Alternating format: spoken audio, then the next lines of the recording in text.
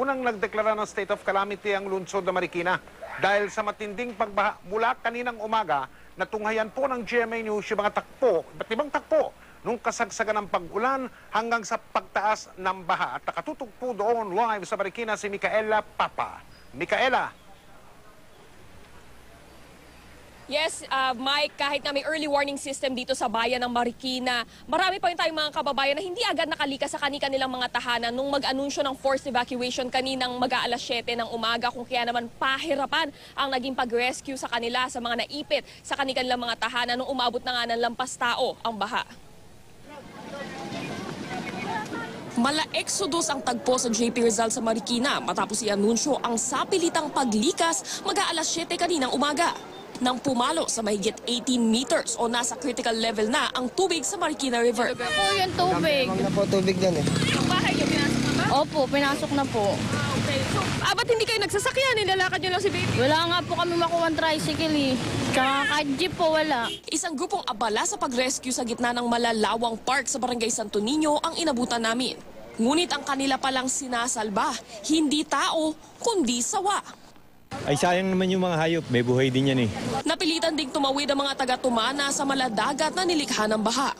Mala-exodus na ang eksena dito sa Barangay Tumana yung mga tao dahil wala ng jeep o tricycle na makakatawid sa ganito kataas na tubig. Wala na silang magawa kundi on foot maglakad sa hanggang galieg na baha para lang makarating sa kanilang mga evacuation center. Ang lalaking ito halos bumbunan na lang ang nakalitaw sa tubig nang tangkaing lumangoy patungo sa kaligtasan. Ang nakakapasok na lang sa Tumana ang mga rescue truck tulad ng sinakyan naming MMDA truck. Yun nga lang,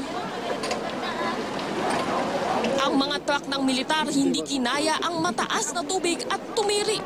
Kung kaya naman kinailangan pang lumipat ng mga evacuees sa aming truck na nakaantala pa sa misyon na mag-rescue ng isang lolang gumagamit ng oxygen tank.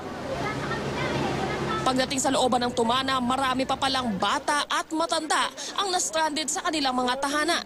Ngunit di lahat sila balak iwan ang kanilang mga bahay. Si Lola naipit sa pinakamalalim at masikip na bahagi ng barangay, kaya sinundo pa ng bangka.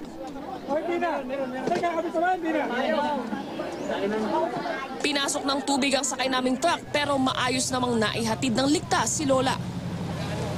Rubber boat ang pinakamaganda, yung may ube, may motor. Yun ang pinakamaganda, madam, kasi makapasok sa mga singit-singit sa mga malalalim na lugar na hindi kaya nito.